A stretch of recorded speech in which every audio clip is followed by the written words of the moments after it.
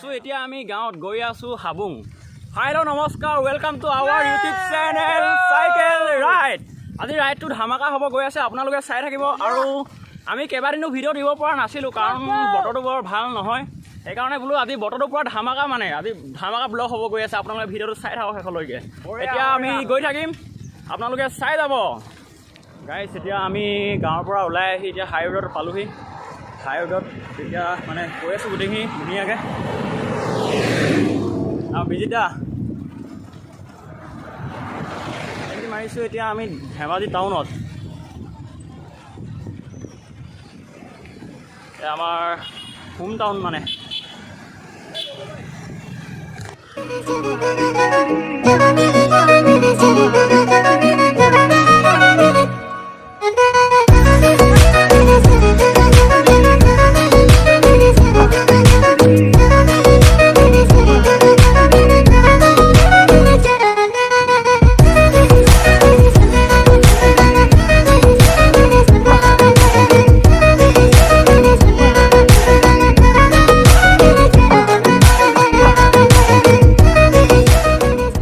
আহি পালোঁ এতিয়া আমি তেলিজান তিনিআলি। আমি এইটো চাইডে সোমাই যাব লাগিব, তেলিজান তিনিআলি বুলি কয় এইটো। আমি এতিয়া তেলিজান তিনিআলি ফালে সোমাই দিলোঁ, গৈ পামগৈ হাবুং। হাবুঙলৈ এতিয়া আমি যাব লাগিব এইফালে। বল বল চলো ভাই লোক, বল বল এইফালে যাব লাগিব এতিয়া।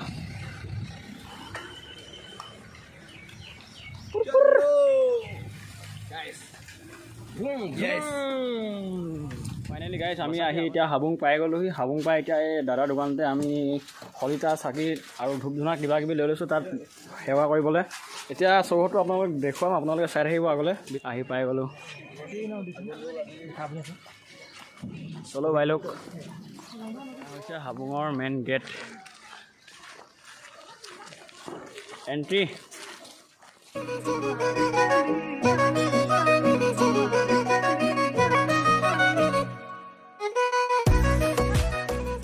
আমি ইয়াতে এতিয়া ধুনীয়াকৈ আমি ধূপ ধূনা জ্বলাই আমি মেইন স্থানলৈ যাম, আকৌ আপোনালোকক দেখুৱাম।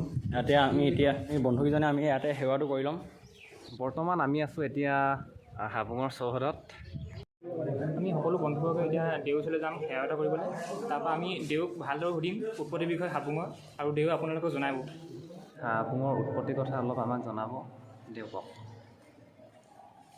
হাবুং ইয়াৰ শব্দ অৰ্থ আছে, কিন্তু তাৰ আগৰ পৰা হাবুং কেনেকৈ হ'ব তাৰ কাৰণে অকণমান আগৰ পৰা যাব লাগিব। সেয়ে হৈছে কি যে খুনলুং আৰু খুনলাই 7 নম্বৰ ল'ৰা চাউলুং চুকাফা তিনিও ভৈয়ামলৈ বুলি আহিছিলে। আহি য'ত মুংৰি মুংৰাম অৰ্থাৎ মুংমাও আজিকালি ম্যানমাৰ, সেই জেগাতে খুনলুং খুনলাই ক'লে যে বোপা আমি ভৈয়ামলৈ যাব নোৱাৰিম, আমাৰ বয়স আছে, আমি উভতি যাম, কিন্তু তুমি ভৈয়ামলৈ যাবই লাগিব।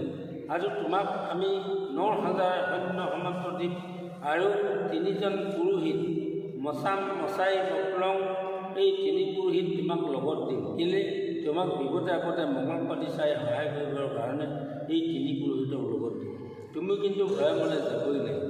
সেই বুলি খুনলুং খুনলাই ক'লে। অৰ্থাৎ খুনলাই 7 নম্বৰ ল'ৰাই হ'ল চাউলুং চুকাফা। আৰু সেইমতে চুকাফাই 9,000 সৈন্য সামন্ত আৰু 3 পুৰোহিতৰ সৈতে আহি এটা বৰ ওখ পৰ্বতত উঠিছিলে। সেই পৰ্বতটোৰ নাম আছিলে দৈকাং পৰ্বত। তাৰ ওপৰত উঠি চুকাফাই কোনফালে গ'লে ভৈয়াম পাম সেই পথটো চাইছিলে, কিন্তু কোনোফালে পথ নাছিল। তেতিয়া চুকাফাই উপায়ন্ত হৈ লগত যিটো কাই মানে কুকুৰা, সেই কুকুৰাটোকে ঠেলি দিলে পণ্ডিতসকলে, যে আপোনালোকে এই কাইটো পাতচি কৰি মঙ্গল পাতি চাই মোক পথ নিৰ্দেশনা দিব লাগে। পাতচি মানে হ'ল বলি দিয়া। গতিকে পণ্ডিতসকলে কাই পাতচি কৰিলে, মঙ্গল চালে, আৰু তেতিয়াই পথটো দেখা পালে, আৰু সেই পথে চুকাফাই আগমন কৰিলে। আৰু সেই পৰ্বতটো কিন্তু নামটো সলনি হ'ল। কেলে হ'ল? কাই মানে কুকুৰা, পাত মানে বলি দিয়া, গতিকে পৰ্বতটোৰ নাম হ'ল পাতকাই পৰ্বত। আৰু সেই পথে চুকাফাই আহি টিপাম পালে, শিৱসাগৰ। টিপামত ৰাজধানী পাতিব বিচাৰিলে, কিন্তু তাতো পানীটো বেয়া কাৰণে চুকাফাই পানী ক'ত ভাল, মাটি ক'ত ভাল, ওখ জেগা ক'ত, সমতল জেগা ক'ত, সেইবিলাক বিচাৰি ফুৰিছিলে। সেয়ে চুকাফাই আহি এই জেগাডোখৰ পালে। ইয়াতে আহি দেখিলে যে যথেষ্টডোখৰ বহল আৰু ওখ ঠাই, যিডোখৰ সমতল ঠাই, এইডোখৰে ৰাজধানী পাতিবলৈ সুবিধাজনক হ'ব বুলি ভাবি ইয়াতে তেওঁ এই 285 বিঘা মাটি 4 বান্ধি গড় মাৰি লৈ তেওঁ বুঢ়ী আইতাকে এটা বস্তু দিছিলে যে ভৈয়ামলৈ গ'লে এই দেও পূজা কৰিব বুলি চুমদেউ নামৰ এটা বিজ্ঞ দিছিলে। সেই চুমদেউ বিজ্ঞ ইয়াতে বহুৱাই লৈ তেওঁ পূজা কৰিছিলে। এই ভেটিটো চুকাফাই তোলা আৰু চুকাফাই তুলি ইয়াতে চুমদেউ বিজ্ঞ বহুৱাই লৈ পূজা আৰম্ভ কৰিছিলে। আৰু কিন্তু 9,000 সৈন্য সমান্তৰাল ক'ত গা ধুব, সেইটো পানী নাই। সেইকাৰণে সেই গাঁওফালে সেইটো গা ধোৱা পুখুৰী খান্দি দিছিলে। তাতেই সেই 9,000 সৈন্য সমান্তৰালে গা ধুইছিলে। কিন্তু আজিকালি পুখুৰীটো ৰাইজে কালিকা লগা পুখুৰী বুলি কৈছে। কেলৈ কৈছে? পুখুৰীটো ফাগুন চ'তৰ পানীটো শুকাই যোৱাৰ কাৰণে হাবুং পৰিচালনা সমিতিয়ে পুখুৰীটো খান্দি দ কৰি দিওঁ বুলি 9 বাৰ JCB দিলে। কিন্তু কোনোদিনে JCB ওচৰলৈ নিব নোৱাৰিলে। আধা পাতত JCB বন্ধ হৈ যায় আৰু বেছিকৈ চেষ্টা কৰিলে তাত ড্ৰাইভাৰটো হাত মাৰিবিলাক কাম নাইকিয়া হৈ যায়। সেয়ে আজিও খান্দিব পৰা নাই। সেইকাৰণে তাক তালিকা লগা পুখুৰী বুলি কৈছে। আৰু সেই তিনি পুৰোহিতৰ এজনৰ মৃত্যু হ'ল, কিন্তু কোনজন মৰিলে সেইটো কিন্তু বন্দীখনত নাই।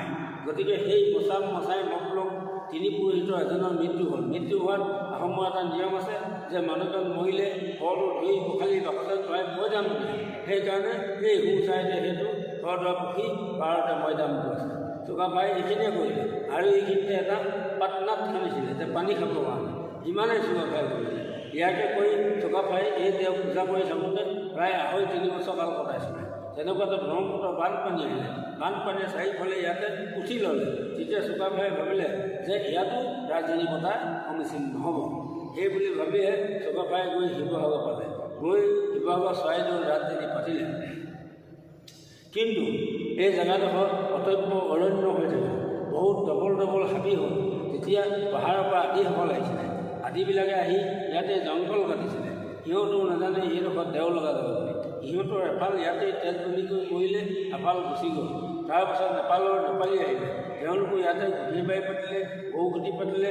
সিহঁতৰ এফাল মৰিলে, এফাল গুচি গ'ল। এনেকৈ দিনবিলাক বাগৰি গ'ল।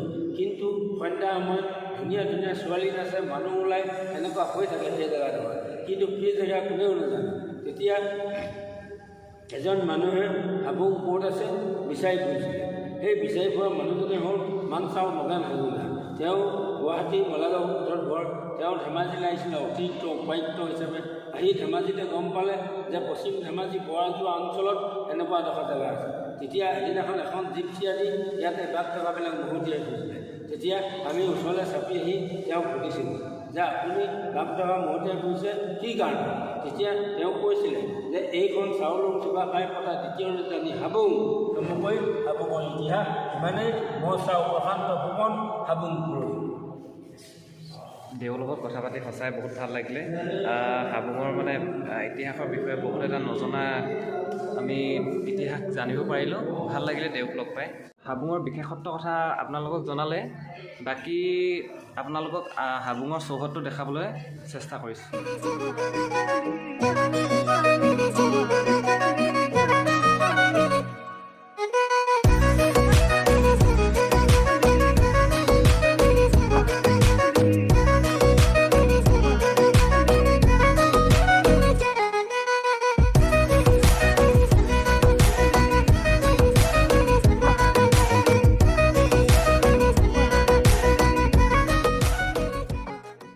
যদি আপোনালোকে ভিডিঅ'টো চাই ভাল পালে লাইক কৰিব, কমেণ্ট কৰিব, শ্বেয়াৰ কৰিব এণ্ড চেনেল যিবিলাকে নতুনকৈ আহিছে চেনেলটো ছাবস্ক্ৰাইব কৰি দিব।